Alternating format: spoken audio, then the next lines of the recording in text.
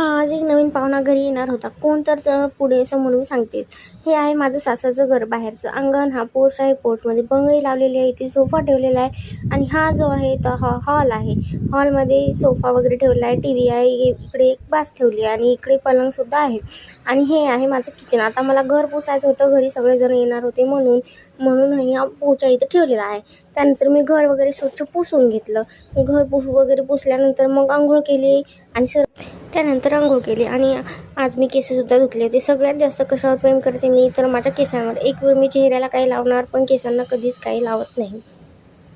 2-4 दिवस घरी कोणी नव्हते तर देवघर असंही मी आठवड्यात पुसतच असते. एक वेळा देवघर पुसून घेतलं आणि देवपूजा करून घेतली. सगळ्या देवांना व्यवस्थित मांडलं आणि मग देवपूजा केली. आता पाहुणा कोण येणार आहे? पाहुणा म्हणजे छोटंसं बाळ.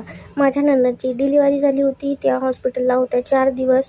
मग घरी मी आज सगळं त्या येणार होत्या म्हणून सगळं व्यवस्थित करून ठेवले होते. सगळेजण हॉस्पिटललाच होते. आज सगळेच येणार होते. आज सुट्टी होणार होती म्हणून. मग मी स्वयंपाक बनवला. वांगे आलूची भाजी, वरण, भात, चपाती आणि बाहेरचं वातावरण असं काहीतरी होतं. त्यानंतर सर्वजण छोटूशा चिमुकल्या पाहुण्याला घरी घेऊन आले होते. आजच्यासाठी एवढंच. चला भेटू तर मग नेक्स्ट व्लॉगमध्ये. थँक्यू. बाय. आज एक नवीन पाहुणा घरी येणार होता. कोण तर पुढे समोर मी सांगते. हे आहे माझं सासरचं घर. बाहेरचं अंगण, हा पोर्च आहे. पोर्चमध्ये बंगई लावलेली आहे. इथे सोफा ठेवलेला आहे आणि हा जो आहे तो हॉल आहे. हॉलमध्ये सोफा वगैरे ठेवला आहे. टी व्ही आहे. इकडे एक बास ठेवली आहे आणि इकडे पलंगसुद्धा आहे.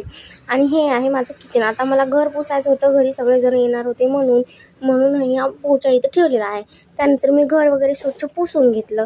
घर वगैरे पुसल्यानंतर मग आंघोळ केली आणि त्यानंतर अंघोळ केली आणि आज मी केससुद्धा धुतले होते. सगळ्यात जास्त कशावर प्रेम करते मी तर माझ्या केसांवर. एक वेळ मी चेहऱ्याला काही लावणार पण केसांना कधीच काही लावत नाही.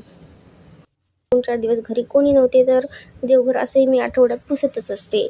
एक वेळा देवघर पुसून घेतलं आणि देवपूजा करून घेतली. सगळ्या देवांना व्यवस्थित मांडलं आणि मग देवपूजा केली. आता पाहुणा कोण येणार आहे? पाहुणा म्हणजे छोटंसं बाळ. माझ्या नंदची डिलिव्हरी झाली होती. त्या हॉस्पिटलला होत्या 4 दिवस. मग घरी मी आज सगळं त्या येणार होत्या म्हणून सगळं व्यवस्थित करून ठेवले होते. सगळेजण हॉस्पिटललाच होते. आज सगळेच येणार होते. आज सुट्टी होणार होती म्हणून. मग मी स्वयंपाक बनवला. वांगे आलूची भाजी, वरण, भात, चपाती आणि बाहेरचं वातावरण असं काहीतरी होतं. त्यानंतर सर्वजण छोटूशा चिमुकल्या पाहुण्याला घरी घेऊन आले होते. आजच्यासाठी एवढंच. चला भेटू तर मग नेक्स्ट व्लॉगमध्ये. थँक्यू. बाय.